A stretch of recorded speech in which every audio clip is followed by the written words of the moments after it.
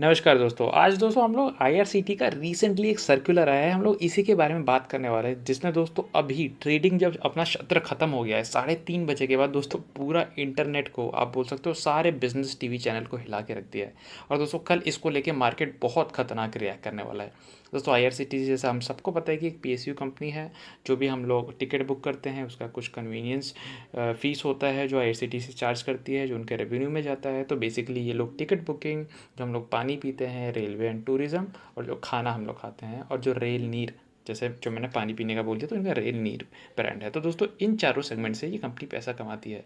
और इससे पहले दोस्तों हमारे इंडियन रेलवेज़ ने इनके जो कन्वीनियंस फीस था ऑनलाइन टिकट बुकिंग के टाइम, उसमें बिल्कुल भी दखल नहीं दी थी। बट रिसेंटली दोस्तों अगर मैं आपको स्क्रीनर के सबसे नीचे लेके जाऊँ तो हमारे मिनिस्ट्री ने दोस्तों एक सर्कुलर यहाँ पे शेयर किया है। तो देखिए दोस्तों, चलिए उस सर्कुलर को हम लोग देखते हैं। तो देखिए दोस्तों, यहाँ पे जो मिनिस्ट्री ने बोला है दोस्तों, उसी को लेके सबसे ज़्यादा भी प्रॉब्लम आ रही है। देखिए दोस्तों, मैं आपको ये पढ़ के बताता हूँ।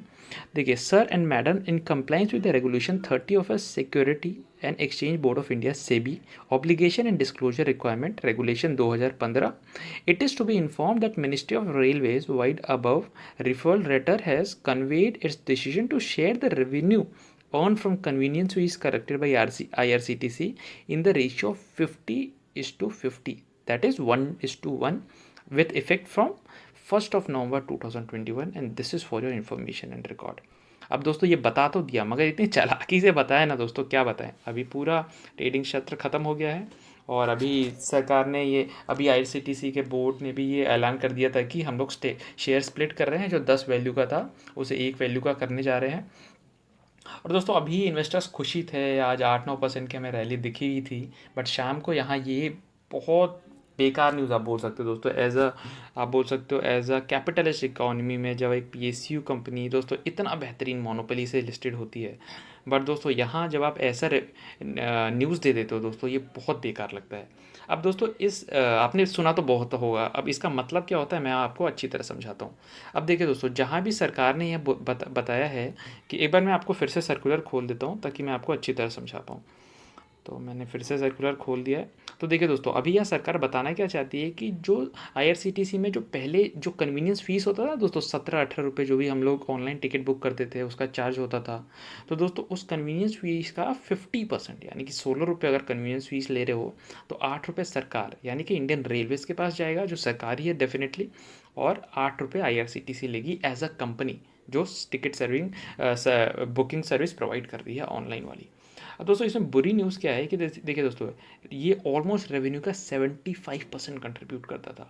अब देखिए दोस्तों, इसे ही अगर आप ढंग से समझेंगे तो 25 से 30% कंपनी की कमाई अब सरकार के पास जाने वाली है। और दोस्तों यही वो कारण है दोस्तों, जो ज़्यादातर इन्वेस्टर्स आप बोलोगे मंझे जो इन्वेस्टर्स है वो बोलते हैं कि पीएसयू स्टॉक में इन्वेस्ट मत करो। क्योंकि दोस्तों पीएसयू जो कंपनियां होती हैं उनका मेन काम होता है कि हम लोगों की सेवा करना। सरकार इसलिए बनाती है, या फिर सरकार के जो डिसीजन होते हैं उसके हिसाब से वो चेंज हो जाती है। और दोस्तों हम लोग सिन स्टॉक का भी यही बोलते हैं, क्योंकि दोस्तों उनका भी जो टैक्स वैक्स होता है वही कंकरेंट लिस्ट में होता है, या तो सरकार डिसाइड करता है कि कितना लगाना है, या फिर स्टेट डिसाइड करती है। तो दोस्तों वो अपने हिसाब से बढ़ा और कम कर सकते हैं। अब दोस्तों यही हमें न्यूज़ बहुत बेकार खबर आईआरसीटीसी की तरफ से आई है। अब इसको ऐसे समझिए कि मान लीजिए 100 रुपये अगर टिकट का रेवेन्यू आता है आईआरसीटीसी के पास से, तो 75 रुपीज़ आईआरसीटीसी के पॉकेट में जाएगा और 25 रुपये जाएगा दोस्तों सरकार के पॉकेट में। अब दोस्तों ये ऐसा है, यानी कि अगर आपने दूसरों को काम तो दिया है, बट आप उनसे रेंट भी ले रहे हो कि भाई ये लैंड तुम्हारा, बट इस पर काम करने का रेंट भी हमें देना। और दोस्तों यही वो जो कन्वीनियंस फ़ीस की बात थी दोस्तों, स्टॉक स्प्लिट के बाद, मार्केट ख़त्म होने के बाद भी ये बहुत बेकार खबर है। मगर दोस्तों ज़्यादातर इन्वेस्टर्स बोल रहे हैं कि आप इंडिया की स्टोरी को ग्रो करने ही नहीं देना चाहते, जहाँ लोग पीएसयू कंपनियों पे, आईआरसीटीसी जैसी बेहतरीन कंपनियों पे विश्वास करने की शुरुआत करते हैं, और तभी आप उनके पर काट देते हो, मतलब पूरे विश्वास की पूरे ब्रिज ही काट देते हो। और दोस्तों यही आज जो न्यूज़ आई है दोस्तों, जहाँ बताया है कि कन्वीनियंस फीस अब 1:1 में बटेगा, इस पे दोस्तों बहुत सारे इन्वेस्टर्स टुके हैं। और दोस्तों कल इसका हम लोग रिएक्शन डेफिनेटली देख सकते हैं हमने मार्केट पे। तो दोस्तों ये न्यूज़ आशा है कि आपको ये समझ में आई होगी कि यहाँ बोलना क्या चाहते हैं। और दोस्तों हमेशा इसलिए बोलते हैं कि जो भी बीएसई या फिर एनएसई के नोटिफिकेशंस आते हैं उसको जल्दी से जल्दी पढ़ा कीजिए, ताकि आपको भी समझ में आए कि आखिर मार्केट में चल क्या रहा है। क्योंकि दोस्तों 90% जो न्यूज़ होता है वो इन्हीं के बलबूते पे, इन्हीं नोटिफिकेशंस के हिसाब से ही अगले दिन मार्केट रिएक्ट करता है दोस्तों। बाकी सब तो दोस्तों आपको पता ही है कि अभी कितना बेहतरीन दोस्तों रैली चल रही थी आईआरसीटीसी में। ऑलमोस्ट 73,000 का भी मार्केट कैप हो चुका है दोस्तों। करंट प्राइस बताएं तो अभी तो स्प्लिट के बाद से हम लोग, स्प्लिट के बाद से ये शायद से करेक्ट नहीं हुआ है, शायद से करेक्टेड है, तो दोस्तों ये 914 प्राइस है। आप आर देखें तो 16 है, रिटर्न ऑन इक्विटी है दोस्तों यहाँ पे 11.6। और आप ये देखोगे दोस्तों कि कंपनी के सेल्स भी बहुत बेहतरीन तरह बढ़ रहे हैं, धीरे धीरे अनलॉक हो रहा है। तो दोस्तों फिर से हमें ये आशा थी कि कंपनी अपने पुराने ट्रैक पे आ जाएगी, अच्छे सेल्स दिखाएगी, अच्छे प्रॉफिट दिखाएगी। पर दोस्तों ये जब हम लोग न्यूज़ देखते हैं तो दोस्तों ये सुन के बहुत बुरा लगता है दोस्तों, ये ऐसी न्यूज़ पढ़ के। वैसे दोस्तों कंपनी बेहतरीन है और धीरे धीरे जब अनलॉक की तरफ जा रहे हैं तो फुल मोनोपोली है दोस्तों कंपनी के पास, तो हमें यहाँ बहुत बेहतरीन आने वाले प्रॉफिट अर्निंग्स एक्सपेक्टेड थे दोस्तों। अब रिजर्व भी देखो तो कंपनी का 1307 करोड़ है, कंपनी डेट फ्री कंपनी है ऑलमोस्ट। और प्रोमोटर की होल्डिंग यानी सरकार की होल्डिंग आप देख सकते हैं 67.40 है।